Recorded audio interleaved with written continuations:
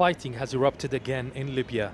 Fire broke out in one of the oil terminals as armed militias tried to regain control of the vital oil fields taken over by the Libyan National Army last week. This comes on the backdrop of an acute political crisis. The real political problem is surrounding the military's role in the future. Essential not to have militias, how to disarm groups and protect the military institutions. Also, the choice of the Army Chief of Staff should be from the parliament and the top post as well. In Cairo, the sides are attempting to put together a new unity government with a three-member presidential council. According to UN deal signed last year in Morocco, the Presidential Council should form a coalition government that must be ratified by Parliament. However, the Tobruk Parliament refused to approve a unity government composed of 30 ministers earlier this year. There must be concessions from all Libyan sides. They must be more wise and create a real unity government that can face the current problems and bring stability to the country. In Cairo, Parliament Speaker Aqila Saleh has repeatedly insisted on the need for a balanced, limited-sized government accepted to all sides. UN envoy Martin Kobler has requested 48 hours to seek approval for these proposals from UN Chief Ban Ki-moon. Time is not a luxury at the moment for Libya. The political conflict has been distracting attention from the war on ISIL, and a failure to reach agreement could lead to a civil war that will affect Libya and the whole region. Yes, Hakim for CCTV, Cairo.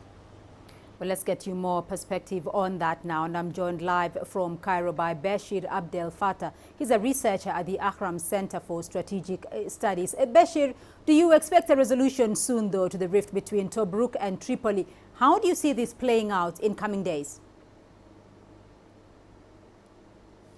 I think it will be very complicated now because we have some controversial issues between the military status quo on the ground after Marshal Field Khalifa Haftar invasion to the oil crescent and occupying this oil crescent area, and the political situation.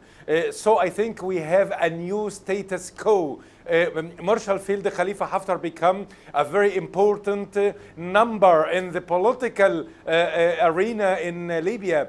So I think the gap between Tobruk and Tripoli become wider and wider, and we have more negotiations. We need more concessions, especially after the unity government declared that it calls for fighting against the aggression of Haftar troops. So we may be so far close to a confrontation, military confrontation between Haftar troops and Tripoli government. So I think it will be difficult. It needs an intervention and mediation from the supporters of Haftar, like Egypt, like Emirates, like Russia, like the international community, to put pressures on Haftar groups in order to sit down and to talk and to negotiate with Tripoli so soon.